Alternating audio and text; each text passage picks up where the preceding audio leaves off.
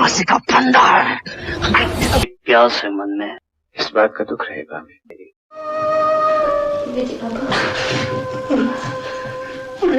बहुत से कलाकार दुनिया में आते हैं एक्टिंग करने के लिए, लेकिन उनमें से कुछ कलाकार ऐसे होते हैं जो अपनी एक्टिंग की छाप छोड़ते हैं और वो लगता है कि वो नेचुरल एक्टिंग करते हैं।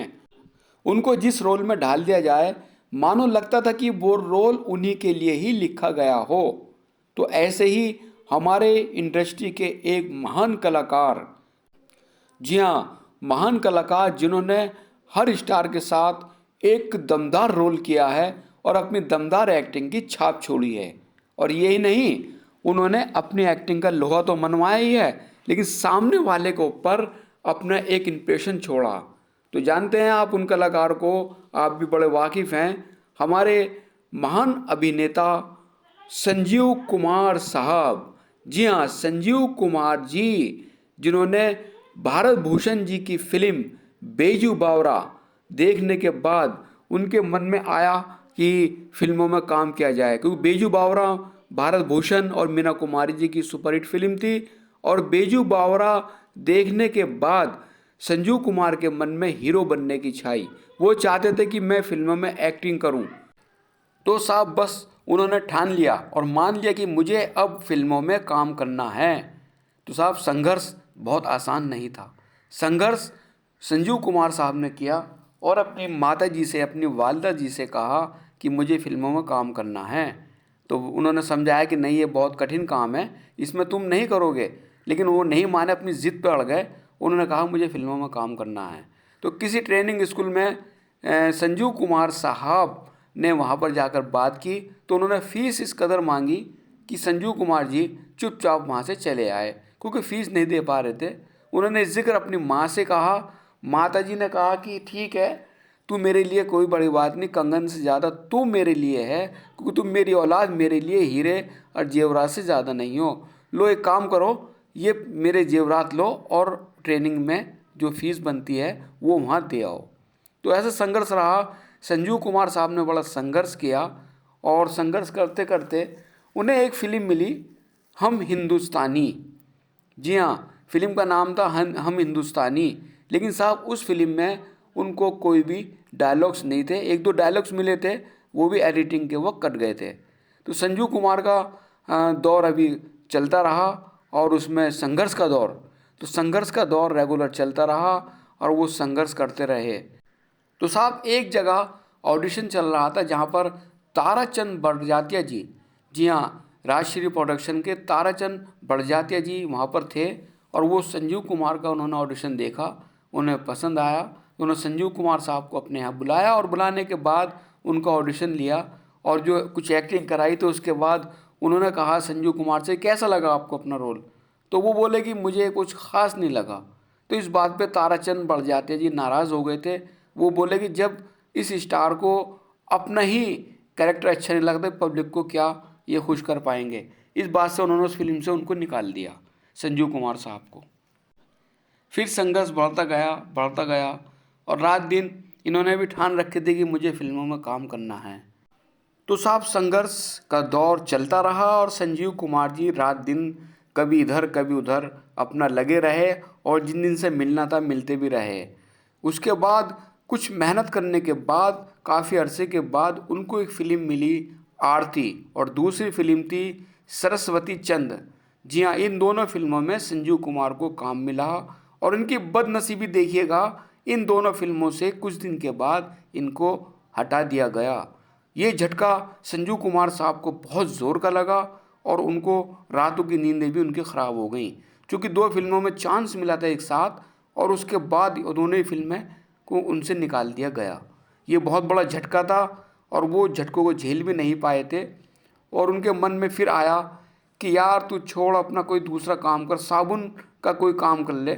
साबुन की फैक्ट्री में कभी संजीव कुमार जी के यहाँ कभी ख़ानदान में होता होगा, तो उन्होंने सोचा कि साबुन की फैक्ट्री में काम कर ले। लेकिन साहब एक बार रात को सोए, ये बात सोचते हुए, फिर सुबह को वो जागे। जागने के बाद बोले नहीं, अभी संघर्ष मेरा जारी है और मैं संघर्ष को नहीं छोड़ूंगा। और संघर्ष का दौर जारी था और वो संघर्ष करते रहे।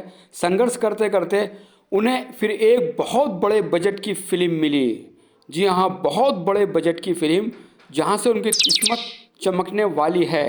तो हम आपको बताते हैं वो फिल्म कौन सी थी और कौन थे उस फिल्म के डायरेक्टर। और उस फिल्म में वो बड़े स्टार थे कि जहाँ पर संजीव कुमार साहब की किस्मत चमकनी चमकनी थी। तो साहब सुनिए। तो राहुल रवेल जी को एक ऐसा कलाकार चाहिए था जो बिल्कुल हटके नया हो और जो दिलीप कुमार साहब के सामने सही एक्टिंग कर सके, क्योंकि दिलीप कुमार साहब के सामने अच्छे अच्छे कलाकार फीके पड़ जाया करते थे, ये तो आप सबको भी मालूम है। तो किसी से मुलाकात कराई, उनके एक सेक्रेटरी बन गए थे।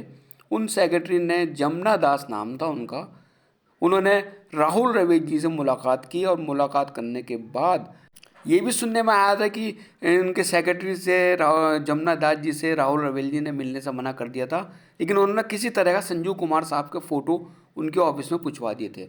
तो राहुल रवेल जी ने एक बार अपने ऑफिस में बैठे तो देखा अचानक वो फ़ोटो, बोले यार ये चेहरा तो सही लग रहा।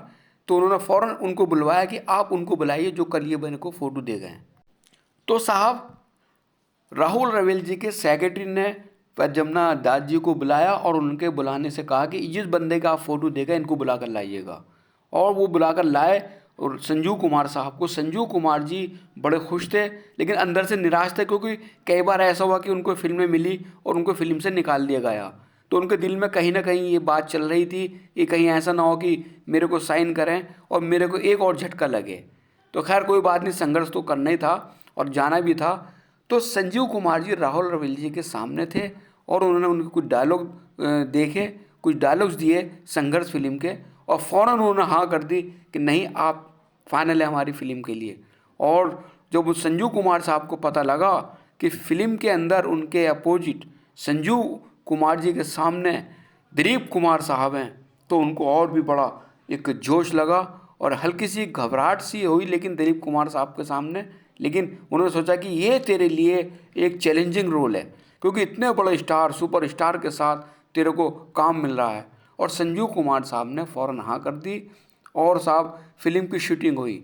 तो जो किस्सा हम बताने जा रहे थे कि दिलीप कुमार साहब ने संजीव कुमार को ऐसा क्या कह दिया था कि पूरे हिंदुस्तान में, पूरी इंडस्ट्री में हलचल मच गई थी। जी हाँ, ये भी एक बहुत बड़ी बात थी कि दिलीप कुमार साहब ने संजीव कुमार को क्या कहा था। तो साहब हम बताते हैं, दिलीप कुमार साहब ने संघर्ष फिल्म की शूटिंग पर संजीव कुमार को क्या कहा था। वो ये कहा था कि वो शूटिंग कर रहे थे कि ऐसे ऐसे नायाब हीरो हमारे हिंदुस्तान में हैं, कहाँ से ढूंढ के ला, तो राहुल रवेल ये कलाकार है, इसमें बहुत कुछ है करने के लिए। और एक बात बताऊं, ये कलाकार बहुत आगे बढ़ेगा। बस साहब दिलीप कुमार साहब का संजीव कुमार जी के लिए कहना एक ऐसा लगा था कि बहुत बड़े ट्रेजिडी किंग ने, दिलीप साहब ने बात कही तो इसके अंदर कोई ना कोई बात है साहब। उसके बाद संघर्ष रिलीज़ हुई और रिलीज़ होने के बाद सुपर हिट साबित हुई।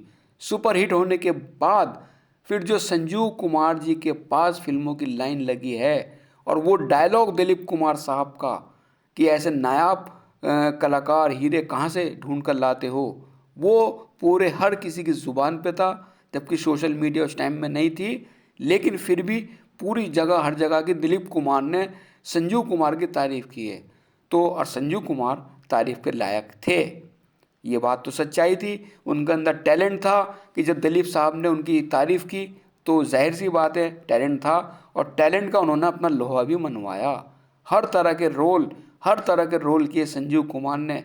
वो किए, एक फिल्म में 7-7 रोल करके भी दिखाए। जी हाँ, 7-7 रोल। तो साहब ये वक्त चलता है और जब वक्त का पहिया घूमता है तो साहब फिर उसे रोकने वाला कोई नहीं होता। संजीव कुमार साहब की वो पोजीशन, संजीव कुमार साहब के वो कैरेक्टर, और ऐसा वक्त आया कि संजीव कुमार साहब को बड़ी से बड़ी फिल्म में बड़े से बड़े रोल मिलने लगे। पता लगा संजीव कुमार साहब हर एक बड़ी फिल्म का हिस्सा थे और उन्होंने अपनी एक्टिंग का लोहा मनवाया। तो साहब उसके बाद संजीव कुमार साहब की भी इच्छा थी कि वो एक बार और दिलीप कुमार साहब के साथ के काम करें। तो उनको मौका मिला विधाता फिल्म में।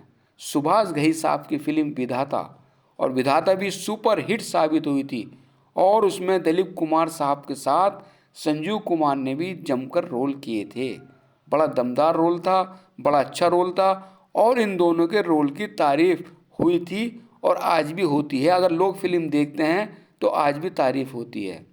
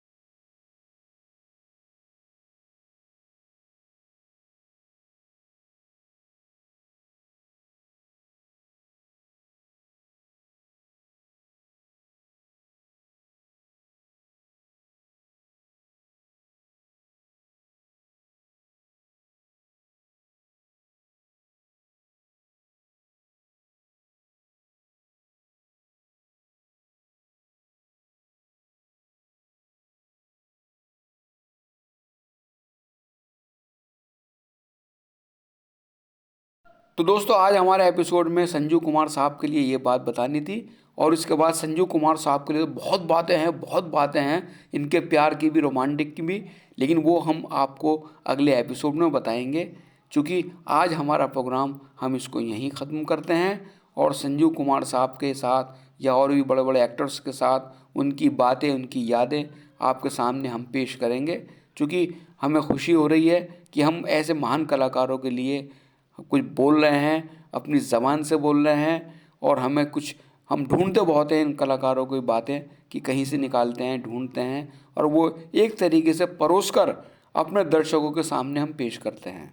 तो साहब, हमारा परोसा हुआ ये प्रोग्राम जैसे खाना बनाया जाता है, इसी तरीके से आपको कैसा लगा आप हमें बताइएगा, और इसी तरीके से हम आपको और प्रोग्राम फिर पेश करेंगे।